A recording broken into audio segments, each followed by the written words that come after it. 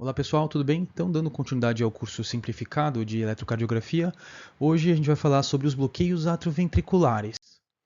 Então lembra, né, o estímulo ele nasce lá no teto do átrio direito, no nódo sinusal, vai percorrer os feixes internodais para ativar átrio direito e átrio esquerdo, chega no nódo AV, desce pelo feixe de His e finalmente alcança os ramos para despolarização dos ventrículos.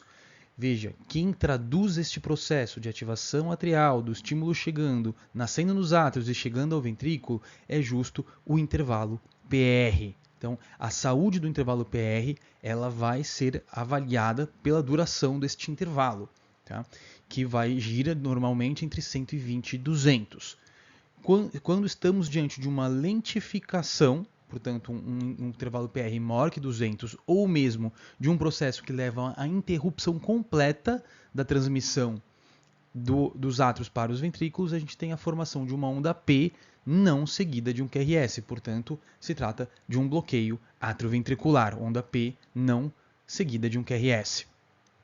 E aí a gente já começa a classificar e a dividir algumas características dos bloqueios atrioventriculares. Então, o nosso nosso hotspot aqui, o ponto de atenção, é o feixe de His. Então, ele vai ser o nosso parâmetro, tá? Em bloqueios suprarricianos ou infrarricianos, que é uma forma já de entender o quão grave é. Então, os suprarricianos eles são menos graves, tá? E os infrarricianos são mais graves, no sentido que estão acarretando então frequências cardíacas mais baixas, com maior probabilidade de causar instabilidade, né? E não responsivos à atropina. Diferente do suprarriciano, tá? Que tem então um escape, uma frequência mais alta, são ditos benignos, é mais improvável que cause algum tipo de instabilidade ou sintoma importante no paciente.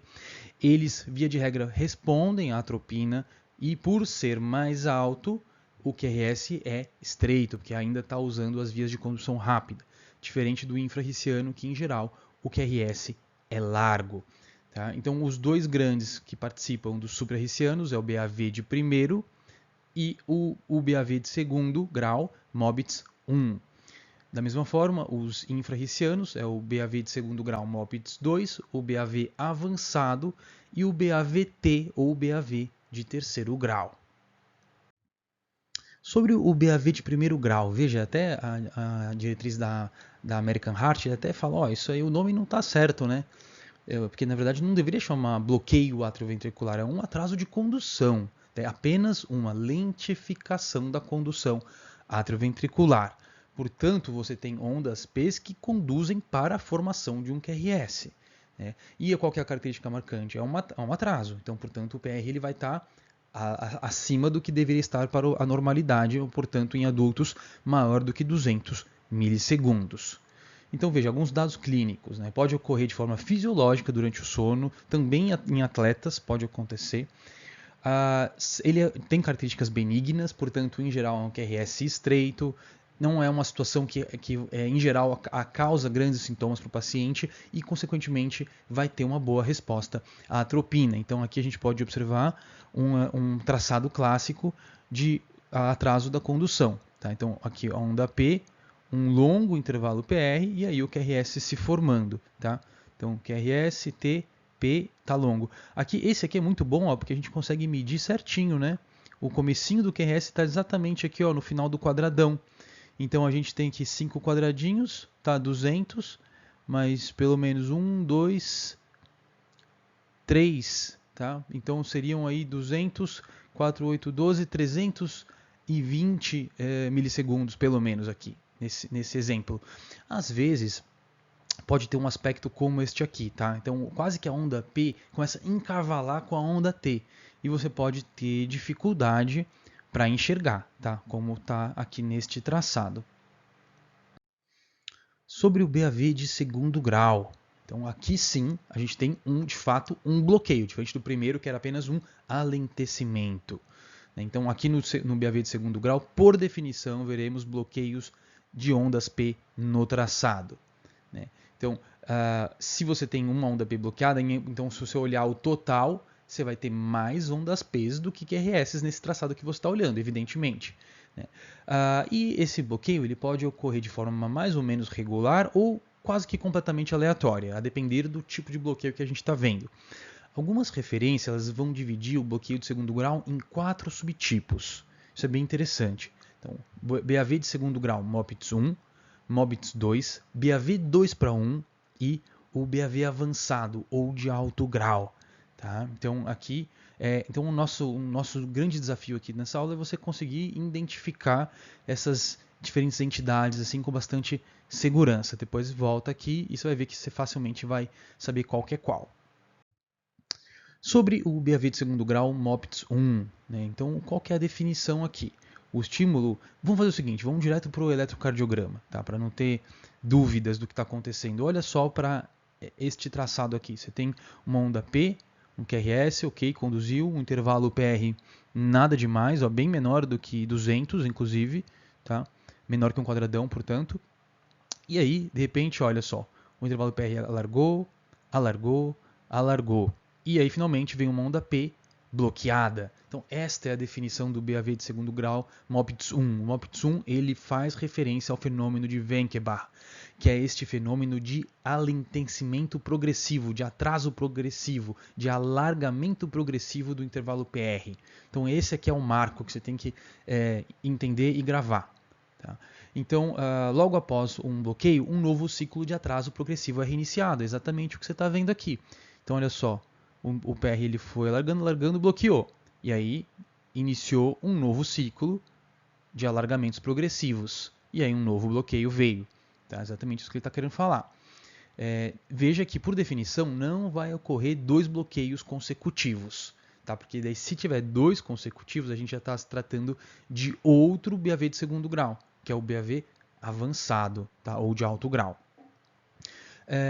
Esse aqui tem um BAV, tá? De características mais benignas. Então, em geral, QRS é estreito, tá?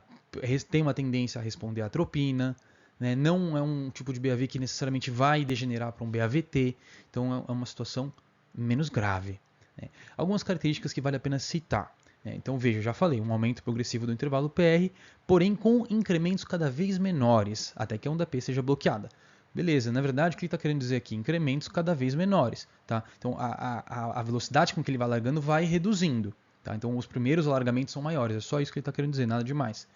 E aí, olha só, o intervalo PR que sucede o bloqueio é necessariamente menor do que o intervalo PR que procede o bloqueio. Gente, é óbvio, é só você olhar para a imagem. Tá? Então veja aqui, por exemplo, olha a largura do intervalo PR aqui que precede o bloqueio. Tá? Aqui estamos diante do bloqueio e aqui o que precede. E olha o próximo. É lógico que ele está reiniciando um novo ciclo e aí o próximo, olha, ele vem normal. Tá? Então o que antecede, o intervalo PR que antecede, ele vai ser necessariamente maior do que aquele que sucede. Tá bom? E aí você pode também, veja, classificar, a depender da quantidade de ondas P para a quantidade de QRS, você pode classificar em um BAV de segundo grau, MOPTS 1, 5 para 4, 4 para 3. Por exemplo, aqui a gente tem 1, 2, 3, 4, 5 ondas P. 1, 2, 3, 4 QRS. Então é um bloqueio 5 para 4. Só isso. Sobre o BAV de segundo grau, MOPTS 2. Então aqui, diferentemente do MOPTS 1, ele vai ocorrer de forma súbita, de forma repentina. Ele não vai te avisar como o outro, ele não vai ficar largando progressivamente e de repente bloqueia. Tá tudo correndo mais ou menos normal, que é o intervalo PR fixo, tá? De repente, buf, vem um bloqueio. E olha só, aqui tá mais difícil ver até, olha como é que é a onda T deste paciente aqui, ó, nesse eletrocardiograma. Tá? E de repente, olha só esse aspecto. Então, o que aconteceu aqui? Uma onda P caiu em cima de uma onda T neste traçado. Tá? Então, a gente, de repente, teve um bloqueio súbito inesperado. Também, como eu já comentei, não vai ter 2 ondas P bloqueadas em sequência, que senão a gente cai em outra definição. Né? Ele aqui possui características mais malignas, então ele é mais infrarriciano, portanto, em geral, o QRS mais largo, não todos os casos, tá? Mas a grande maioria, 80% digamos, tem um QRS mais largo, características mais malignas, muitas vezes relacionadas a uma cardiopatia de base, então a fibrose pulmonar, Chagas, doença arterial coronariana, e maior probabilidade para evoluir para um sintoma de baixo débito e também BAVT. Então, em situações de MOPTS 2, o marca-passo está bem indicado. Sobre o BAV de segundo grau 2:1, esse aqui é bem interessante e a gente encontra até com certa frequência na prática, né? Então veja só, a gente tem aqui, olha, o traçado já diz por si só, uma onda P bloqueada, uma onda P que conduz, uma bloqueada, uma que conduz, uma bloqueada, uma que conduz. Então a gente não consegue diferenciar se é um óbitos 1 ou um óbitos 2. Tá? Então não se enquadra, não consegue encaixar em um ou outro, né? Então veja, aqui o intervalo PP, eles são constantes. Tá? O intervalo entre essas ondas P é constante. Então uma vai conduzir e a outra não. A gente pode tentar distinguir se esse BAV 2:1 ele é mais supra-hertziano ou mais infra-hertziano através de algumas características. A largura do QRS sempre te ajuda, maior que 120 milissegundos é mais infra-hertziano, mais grave. Existe um negócio que a gente chama de teste da atropina. Simplesmente vai fazer 1 miligrama de atropina e vamos ver se vai responder ou não. Se responder, fala a favor de que é supra-hertziano. E finalmente, claro, o estudo eletrofisiológico, que é o padrão ouro, digamos assim, para fazer esse diagnóstico com mais precisão. BAV avançado ou de alto grau. Então aqui vai cair naquela definição que eu já comentei. Vai ter um bloqueio sequencial da onda P. Então toda vez que você vê duas ondas P bloqueadas consecutivamente, tá, a gente vai encontrar, então, por definição, um BAV avançado ou alto grau. Então seria, na verdade, a forma mais grave de um BAV incompleto, né? Um passo antes, digamos assim, do BAVT. Então a gente pode também da mesma forma classificar pela proporção das conduções, né, de ondas P para QRS. Então aqui, por exemplo, a gente pode ter um BAV 4:1, 5:1, né, a depender do número de ondas P que aparecem para cada um dos QRS. Tá? Então, e veja só, então aqui diferente, às vezes você tem várias ondas P não bloqueadas, bloqueada, e de repente uma conduz. E isso num traçado longo, você pode até falar assim, acho que é um BAVT, tudo. Então você vai ter que prestar atenção em algumas características que vão te mostrar que na verdade é um BAV avançado e não um BAVT. Então uma dica super importante é essa questão da proporção de que na verdade o RR é um múltiplo do PP, tá? E os intervalos PR são constantes. Então isso é super importante. Você vai olhar para o intervalo PR, aqui, ó, tá? E vai ver que eles vão estar sempre constantes, diferente do BAVT, que isso vai estar variando, tá bom? E olha só como o RR ele é múltiplo do intervalo PP. Você consegue observar isso aqui. Tá? Então você tem o intervalo RR, essa mesma barrinha, olha só, eu cheguei e coloquei aqui em cima, então deu um múltiplo perfeito, tá? O RR do intervalo PP. Por quê? Porque aqui está conduzindo. Então, tá bom? Então essa é uma característica importante. Esse é um tipo de bloqueio com comportamento maligno. Então muitas vezes você vai ver um QRS largo também. Não vai ter uma boa resposta via de regra à atropina e vai ser necessária a passagem de um marca-passo. Sobre o BAV de terceiro grau ou o BAVT, então famosa condição essa, tá? Onde você tem, o próprio nome diz, uma completa perda da condução atrioventricular. Nenhuma atividade atrial chega aos ventrículos, então os dois vão funcionar de forma independente, vão perder a relação que eles têm entre eles. E, em geral, o que? O átrio ele segue o próprio comando que está vindo do nó sinusal. Tá? Então você vai ver as ondas P's distribuídas no meio do traçado e as ondas e o QRS ocorrendo também distribuído no meio do traçado de uma forma independente. E aí essa sobreposição dos dois batendo de forma independente dá origem ao traçado do BAVT. Tá? E em geral, assim, o ritmo de base do átrio é um nó sinusal. Poderia ser uma FA? Poderia, vou até comentar para vocês também. O que a gente vai observar? Em geral, as ondas P elas vão ter uma distância entre elas mais curta do que os RRs. Tá? Então, por isso que a frequência ventricular está mais baixa. Então, a frequência atrial será maior do que a ventricular. Tá? Então, ou seja, o intervalo RR é maior do que o intervalo PP. E as ondas P elas vão aparecer em várias posições em relação ao QRS. Isso é super importante. Então, se observa um ritmo cuja onda P de repente cai em cima de uma onda T, depois cai um pouco antes de uma onda T, depois cai praticamente em cima de um QRS, depois um pouco antes do QRS.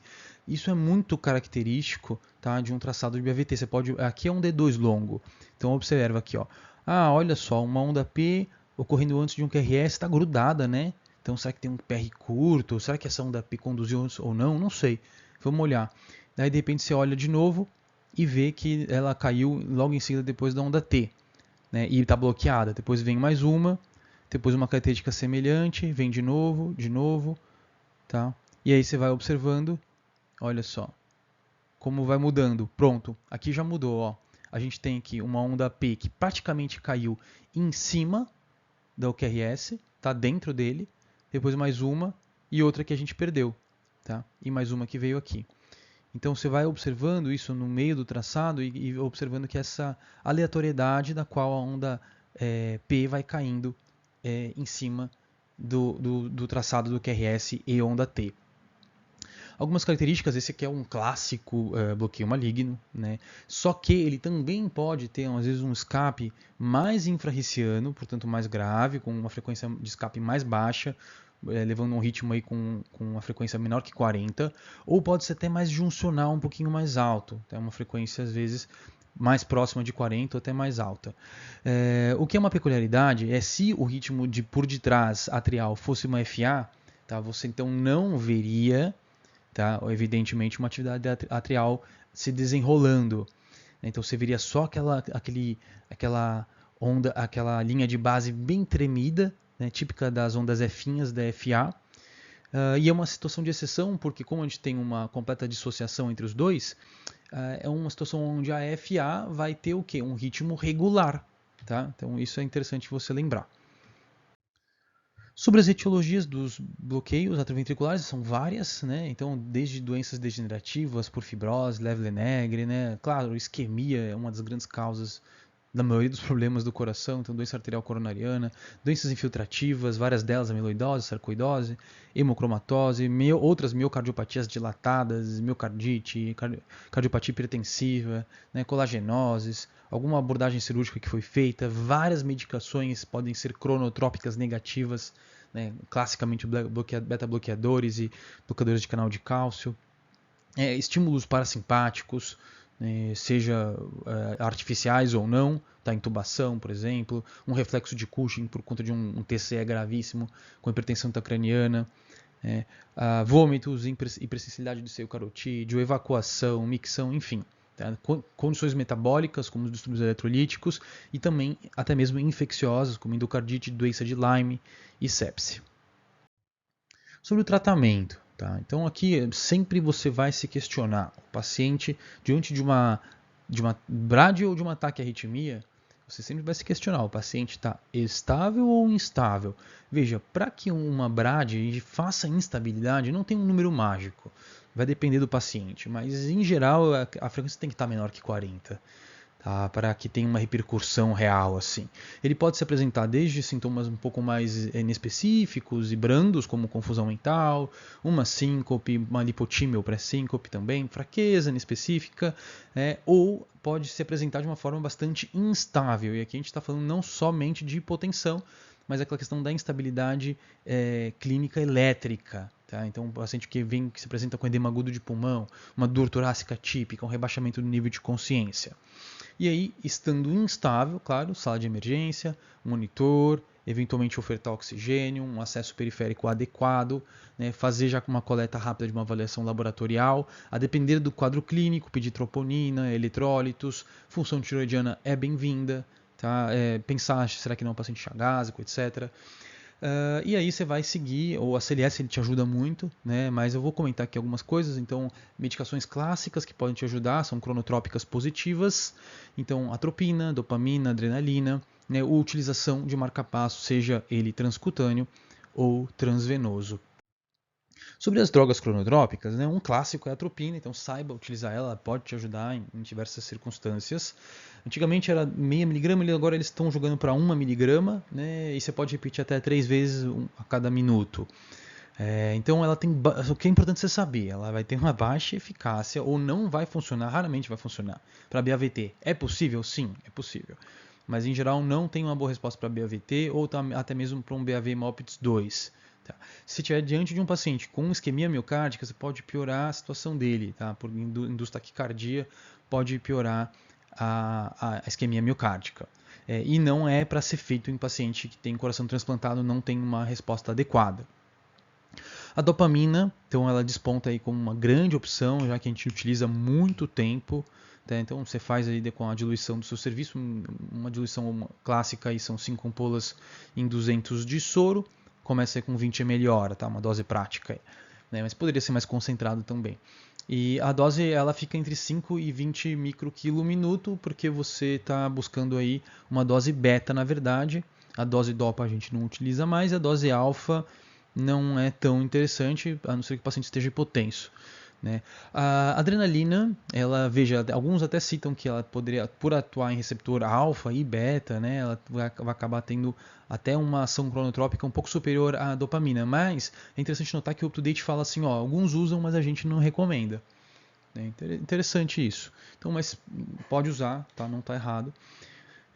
E por fim, a do Buta, por incrível que pareça, também é uma boa opção, sobretudo quando está diante de um paciente com insuficiência cardíaca, de baixa fração de ejeção, naquela dose clássica que a gente já conhece, que é de 2 a 20 microquilo minuto. É possível que em alguns contextos especiais, por exemplo, intoxicações exógenas, por beta-bloqueador, por bloqueador de canal de cálcio, então você poderia usar o glucagon, né, como antídoto nessa circunstância. Tá? Você depois deixa uma dose em bolos e depois uma em bomba. Bloqueador de canal de cálcio. Então, caso ocorra uma intoxicação por bloqueador de canal de cálcio, o gluconato de cálcio ele é bem-vindo. Então, serve também para tratar a bradicardia nessa situação. A dose de gluconato bem mais alta do que a gente está acostumado, são 3 a 6 gramas em 10 a 20 minutos. Lembre que a gente não faz o cálcio em bolos, com exceção da PCR. Tá? E vale a pena aqui notar que até a aminofilina ela é citada como uma opção sim. Sobretudo, acho que vale a pena lembrar da questão do infarto de parede inferior.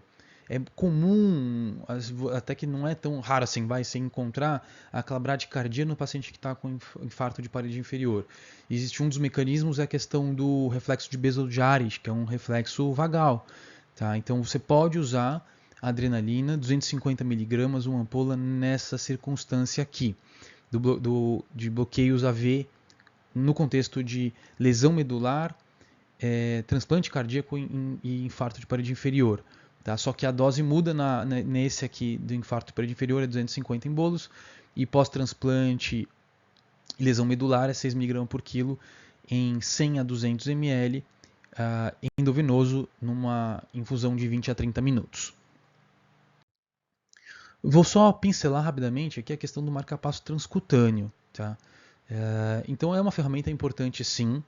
Tem até alguns estudos comparando a DOPA com o marcapasso transcutâneo e não é tão diferente assim a eficácia dos dois. Tá? Mas ele é uma excelente ferramenta, só que não pode ser usado durante muito tempo. Então você vai usar ele como uma ponte para o marcapasso transvenoso. Certo? Então, porque aqui você está aplicando as pás na pele do paciente, isso vai exigir uma energia alta, você tem uma grande impedância no tórax do paciente. Então, a miliamperagem é bem alta, o paciente está sentindo tudo isso. Tá? Então, o tempo de duração no máximo é 120 minutos, certo? Então, como todo procedimento, sempre que possível, você vai informar o paciente. Aqui, o objetivo não é sedar necessariamente, é uma dose muito baixinha de analgesia, tá? Por conta dessa questão do choque que vai ser mais intenso. Então, em geral, uma dose bem baixa de fentanil, a gente costuma usar fentanil puro, de meio a 1 ml hora, tá? Na bomba, é o suficiente para controlar e dar um conforto para o paciente durante o uso do marcapasso transcutâneo. As pás autoadesivas, elas sempre olham para o seu carrinho, tá? Para o seu desfibrilador, para o aparelho, se ele tem essa função marcapasso, né? Lógico. E aí vai, por as pás, pode ser antero-posterior, mas também pode ser paraesternal direita e apical. As duas opções são possíveis, talvez antero-posterior seja um pouco superior. E aí você vai setar na função marca-passo, né, vai por uma frequência de 60 a 80, vai começar com uma carga máxima, que é de 200 miliamperes, e aí depois você vai garantir que houve a captura. Né? O que é isso?